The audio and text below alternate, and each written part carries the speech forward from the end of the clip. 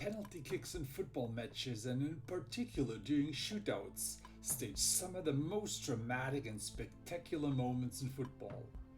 Owing to the direct and often match-decisive duel between the penalty taker and a goalkeeper taking place within fractions of a second. In particular, penalty kicks with a suddenly decelerated run-up provoke spectators' attention, with the penalty taker aiming to deceive the goalkeeper by waiting for his saving jump to one side of the goal before shooting the ball to the other side.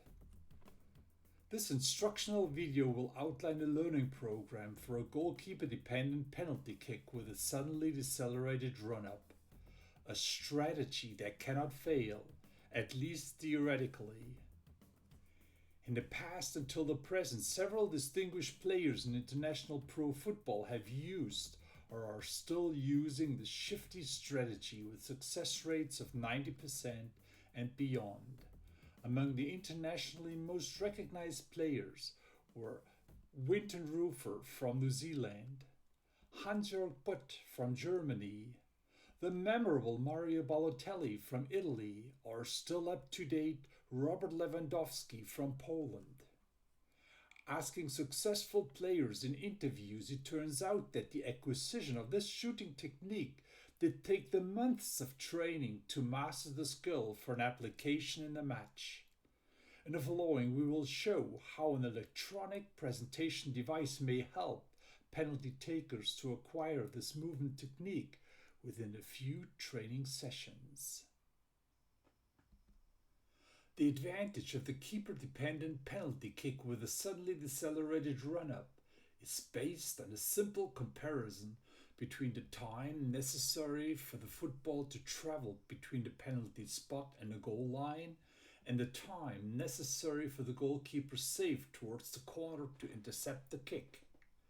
Arranging the penalty takers and the goalkeeper's action phases on a timeline, empirical data shows that moderate to strong penalty kicks take less time for the ball to reach the goal line than the goalkeeper's saving jump from the center of the goal to reach out towards the goalpost with extended arms. As an important consequence, goalkeepers must initiate their saving action prior to the ball contact to be able to intercept the penalty kick placed nearby the goalpost. Hence, an advantage evolves for the penalty taker when waiting to the very last moment prior to the ball contact to change the shot direction opposite to the goalkeeper's jump direction. This advantage may be extended considerably when suddenly decelerating the run-up on the last two steps to feint an early ball contact. According to FIFA Rule 14, such feinting in a run-up is permitted. However, feinting to kick the ball once the kicker has completed the run-up is not permitted and will be sanctioned. While the proposed penalty kicking strategy appears simple on paper, the practical learning process may be quite time-consuming. Through personal communication, successful penalty takers as New Zealand's Winton Rufer and Rodolfo Cardozo from Argentina reported of having systematically practiced their penalty kicking strategy with a decelerated run-up for at least half a year. This is where our learning program merges in. As indicated before, to reach the ball kicked into a corner, the goalkeeper must initiate his saving action prior to the ball contact. In turn, the penalty taker may utilize a time frame of roughly 70 to 150 milliseconds to adapt his kicking direction opposite to the goalkeeper's movement. For such a short period of time, deliberate reactions of the penalty taker towards the goalkeeper's movement behavior are hardly possible. Instead, automatized responses to the goalkeeper's saving movements are required.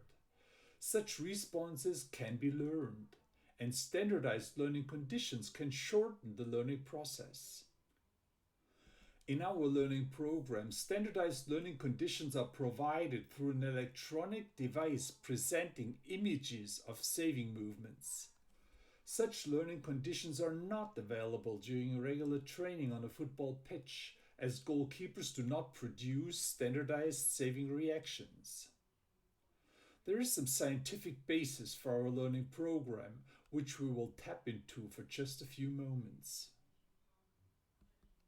Scientific knowledge indicates that through the learning process, the perception of a specific goalkeeper movement cue for the saving action to one side will be internally linked with the motor processes involved in the kicking action to the opposite side. Researchers believe that prior to the learning process, an assembly of nerve cells in the brain is activated when perceiving the goalkeeper's action. They call this a perceptual code, represented here by the interconnection of 5 yellow circles symbolizing nerve cells.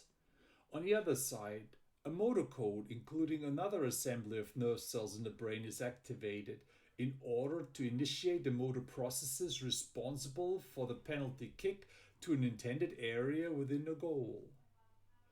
Through a trial and error learning process, both codes interconnect and establish a new common code, which is called an event code. In the theory of neural networks, the underlying principle may be simplified by the quote, "Neurons that fire together will wire together." As a result, the perception of the terminal goalkeeper movement direction will automatically induce the motor processes for the kicking action to the opposite side without any deliberate decision making. Then, being situated in a new penalty kicking challenge and having previously accomplished the learning program, the penalty taker will be provided with pre-activated event codes to initiate coupled perception action processes to kick the ball to either side of the goal depending on the goalkeeper action, to jump to the right, respectively left side, or maintain an upright stance in the middle of the goal. In other words, the observation of the terminal goalkeeper body posture prior to the jump to one direction will ignite the corresponding pre-activated event code to execute the internally coupled motor processes for the kicking movement into the other direction. What remains to be clarified still are the movement cues indicating the direction of the goalkeeper's terminal jumping action to save the ball when kicked into the left or the right corner. For this issue, studies from Spanish researchers show that the goalkeeper's terminal movement direction may be related to deflection extension states in his legs briefly before the penalty taker's kicking action. This makes perfect sense, as the execution of a lateral jump to save a penalty kick to a corner requires consecutive extensions in the outer and in the inner leg. The results from the Spanish researchers show that goalkeepers jumped in 98% of the evaluated cases to the side with their outer leg flexed below a knee angle of 100 degrees and their inner leg extended beyond a knee angle of 150 degrees.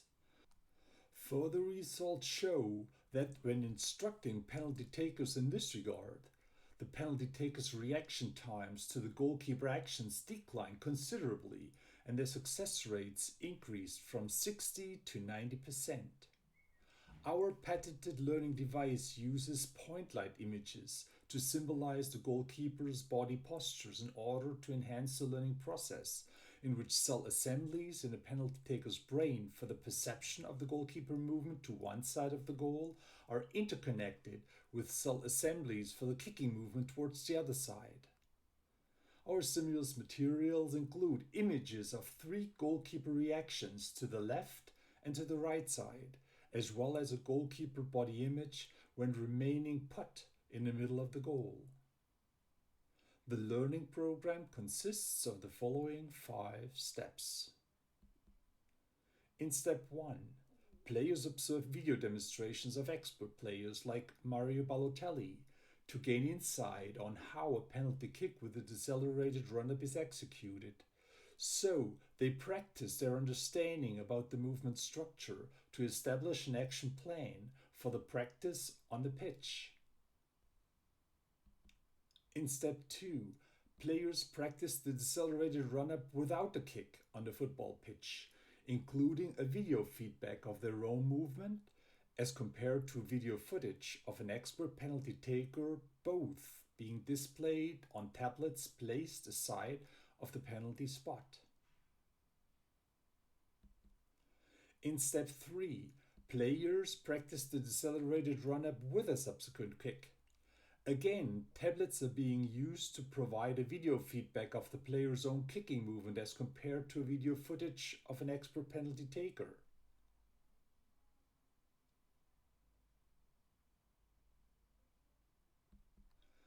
In step 4, players practice indoors or outdoors with an electronic presentation device showing the goalkeeper's movement postures, either when initiating a jump to the left, to the right, or remaining in an upright stance.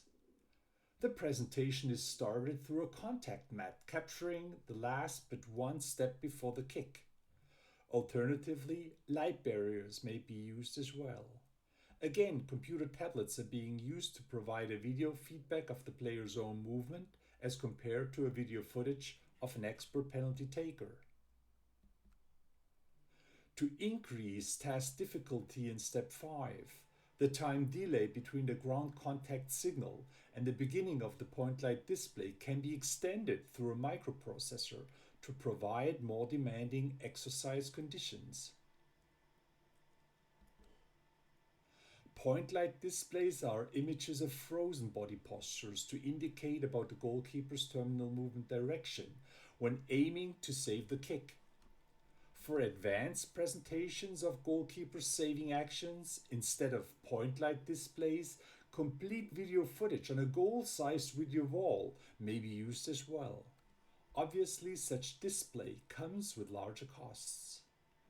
In addition, for outdoor usage, light barriers may be used instead of contact mats to provide a trigger impulse for the start of the goalkeeper's action videos. The learning program was evaluated in a pilot study at the University of Kassel. 16 experienced football players aged between 17 and 30 years were randomly assigned to a learning group or a control group. Success rates were assessed in both groups through 10 penalty kicks per player prior to and after the learning period, and in a retention test 4 weeks later, using 2 different goalkeepers for the assessments. While both groups followed their regular football training, the learning group additionally completed our learning program within a 2-week period with exercise sessions at 4 different days to learn the goalkeeper-dependent penalty kicking strategy with a decelerated run-up. The results show that the average success rate in the learning group significantly improved from pre to post-test assessment by 20%, starting with 64% in the pre-test up to even 86% in the retention test. In contrast, the average success rate of the control group at 71% in the pre-test did not substantially change towards the post-test or the retention test.